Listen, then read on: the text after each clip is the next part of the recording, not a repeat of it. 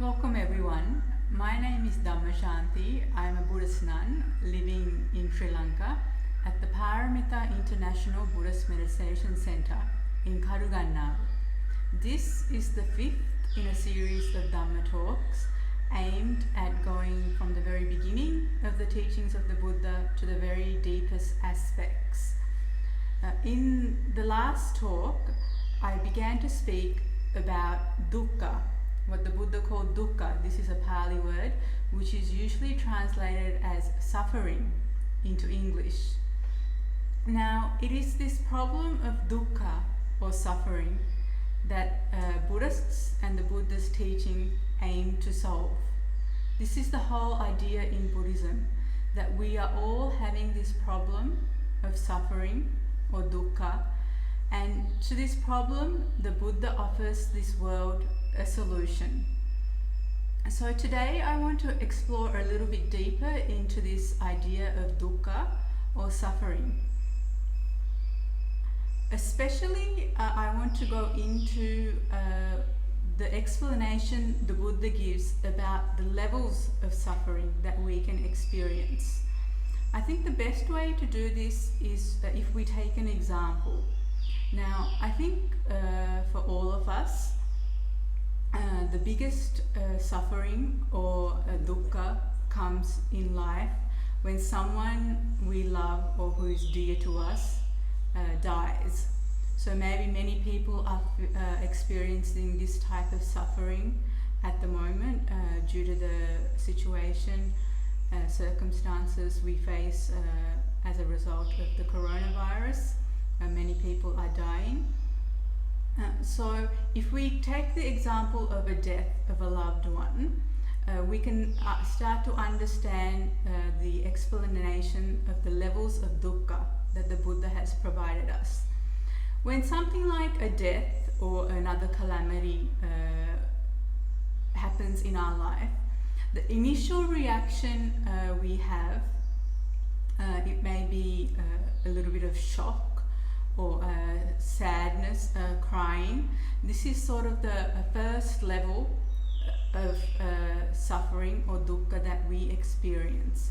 So here in the board, in the levels of dukkha, I've written sadness as the first level of dukkha. So in the Pali language, the Buddha uses the word soka. So at this initial stage of dukkha, or suffering, we cry, we experience sadness at the loss or whatever the situation is. Now, this is the initial stage of dukkha. But say that we cannot accept or we have resistance to the situation. We cannot bring our minds to have peace with what has happened. We cannot accept it. Then the suffering will deepen, or the dukkha will deepen and progress into a deeper stage, which in English I've called grief. And in the Pali language, the Buddha used the word parideva. So this is a deepening of that initial sadness that we experience due to our loss. So at this grief stage, it's more a heavy experience than the initial sadness.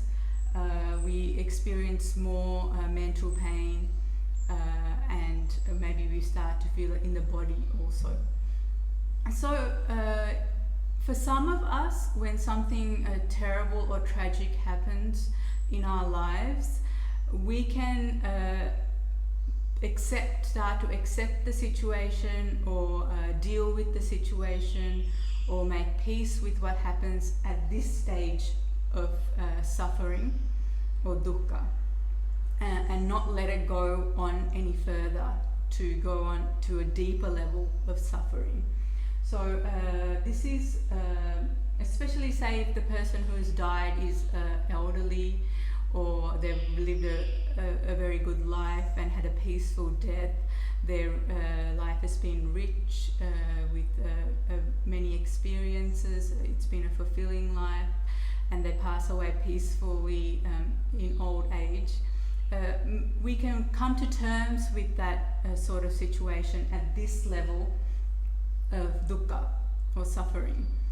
But sometimes in life, say if the person who has died is very young, a child or a spouse who is still in good health in the prime of their life, it's much harder for us to accept what has happened. We have much more resistance, we have much more deeper emotions, and if we don't come to terms with what has happened, that emotion, the suffering, the dukkha, will progress into a much deeper stage that the Buddha calls dukkha.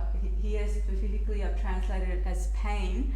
Here at this stage specifically what we're talking about is that the emotional reactions we have are starting to affect us physically. We'll start to experience physical discomfort, physical pain. Things like maybe increase in blood pressure, maybe headaches, maybe tension in various parts of the body, like in this area or in our chests. For some people it might be in the stomach. So we can feel weak in the body, we might have loss of appetite. So what's happening is that our emotions are starting to affect our physical health. Here the dukkha or the suffering is progressing from an emotional experience to also a physical experience.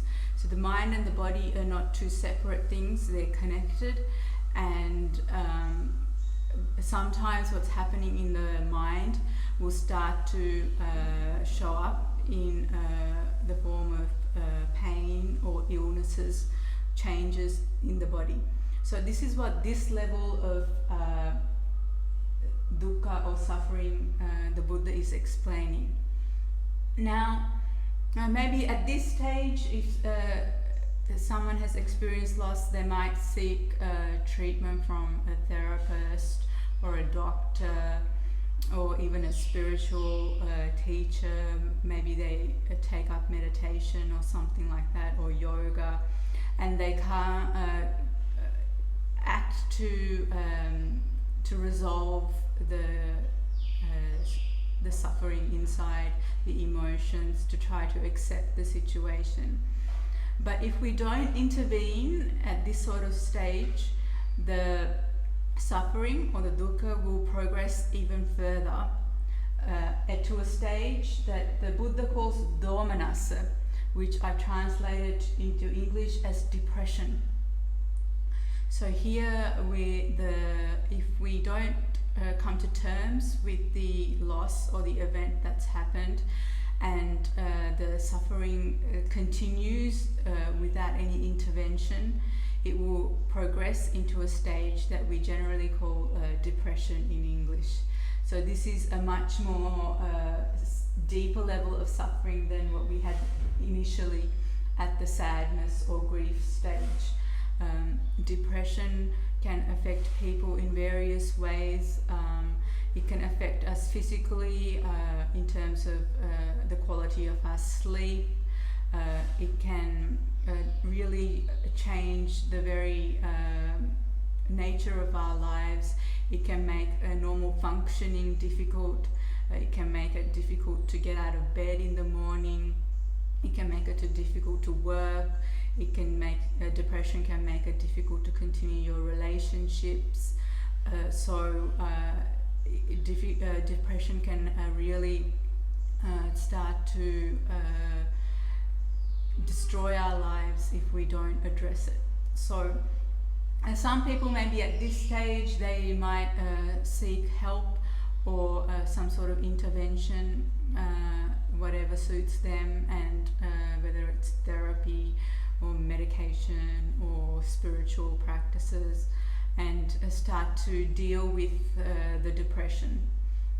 But if it's left untreated, if it's left unchecked, the Buddha says that it will continue to progress even beyond depression into a stage he calls upayasa, which I've translated into English as complete exhaustion, meaning both the physical and mental breakdown of the mind and the body.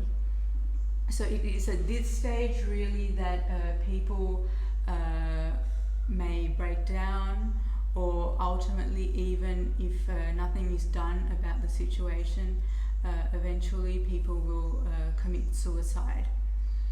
So here we see the Buddha describing the levels of dukkha that we can experience in life in response to various situations that happen to us, from sadness, grief, pain, depression to complete exhaustion or breakdown.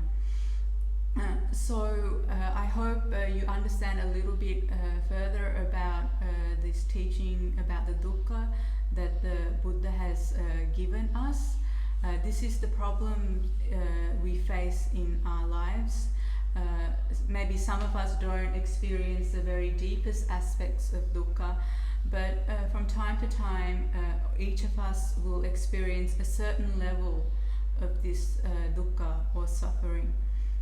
Now, my teacher Bhante Punnaji was very interested in Western psychology also, and during his reading about Western psychology, he came across a teaching by a person who is considered the father of modern the theory of stress. His name is Hans Selye, and Hans Selye was the person who came up with this term stress that we use today. And Hans Selye also described something like the levels of stress in his research that he had encountered, and he called that the general adaptation syndrome. And in it, he also discovered three different levels of stress, which my teacher thought really correspond to what the Buddha was talking about more than 2,500 years ago. Although Hans Selye only used 3 levels, the Buddha used 5.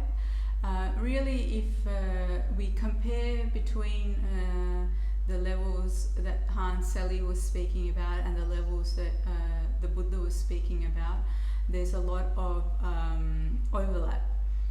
So here we can see an instance of the teachings of the Buddha and Western psychology complementing each other. So if you want to learn a little bit more about either the general adaptation syndrome as taught by Hans Selye, or the levels of suffering that the Buddha spoke about, I recommend that you read a book called Return to Tranquility, which is written by my teacher. It's the best introduction to Buddhism that I have come across, and it's available for free download at www.bhantepunnaji.com. So I will now bring this talk to an end. I hope you have understood from this talk and the previous talk a little bit about this problem called dukkha that the Buddha and all Buddhists are attempting to solve. And in the coming talks, I will start to speak a little bit more about the cause of this problem and also its solution that is suggested by the Buddha.